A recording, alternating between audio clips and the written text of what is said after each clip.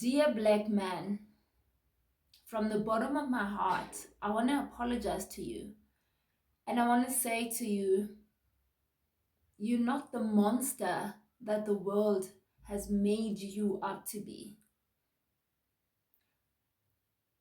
I was taking a walk this other day and I had my purse with me and my cell phone. As I was walking, a man was walking, approaching the side that I was walking towards. And the first thing I thought of is to hide my phone. And I took my bag that was on the side and I proceeded to place it across my body as for protection. As I was thinking that it would be better secured like that than when I was letting it hang on the side of my shoulder. So at that point, I realized that, wow. So this man proceeded to come, and the first thing that he did, he looked at me, realizing what I had just done, and he greeted me. I greeted back, and he smiled, and I smiled back. He spoke something, and I was rushing to where I was going, so I did say something back, and it was a conversation that I was really comfortable with. So I went, and when I thought about it, numerous times where I've met a man, and the first instant I would look at my phone and see if my phone is visible or if it's safe. Not because I'm searching whether my phone is safe, but because the man that is coming towards me is a black man. I wondered if that man was a white man or an Indian man, perhaps, would I have thought the same things that I thought about that black man? Then I thought to myself, I need to be honest with myself. And I thought, no, because generally, I would not think that a white man would want to rob me. But the question is, why? Why do I think that a black man would initially rob me than a white man or an Indian man? That was my question that I had to ask myself and come to a conclusion as to why. There's so many reasons why I think that, but now I'm not going to get into that. But I thought to myself that you have brothers, you had a great grandfather, you had an uncle, they late, and one of your brothers late as well. Would you have loved when someone comes towards your brother, your grandfather, or your uncle to hide their possessions in fear that those people would steal from them? Even if they had no thought of doing it, but because of the color of their skin and the experiences of the nation or whatever it is, you thought that they would be stealing from you or they would steal from you. I spoke to God about this and I was like, God, wow, wow, wow. I want to have sons one day. I have brothers from both my dad's side and the family and my mom's side. And when I think about it, I thought I would not want my children to feel the way I made that man feel, and the numerous men that I've made to feel that way. Not every black man is a criminal. Not every black man is a thief. Not every black man is a rapist. Not every black man is an animal. So you ask yourself, how would I know if the person is not? Why aren't we optimistic and think the good of people rather than thinking the worst? Or perhaps you might say, thinking the worst of people is a way of protecting yourself because you never know. And I agree with that. And perhaps that is why I did what I did. but I'm just trying to think of the numerous times that I've done the same thing, never even giving a thought afterwards, because it is normal, because it is common that a black man would do something like this. But I want to say to the man that do not do these things, I want to say to the man, I don't care how low the percentage is, but there are men who are standard men.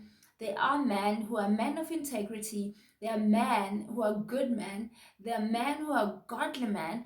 There are men who are protective men who will protect the vulnerable, just like Jesus did. Jesus protected women. They wanted to stone a woman because of being caught in adultery.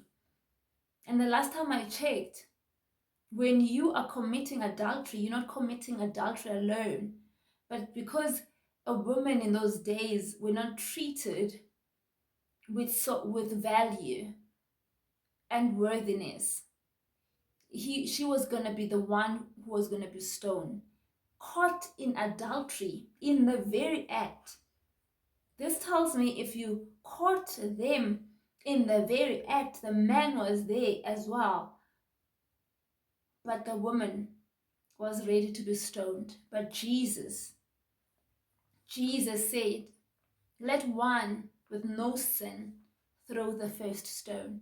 He protected women. He protected children.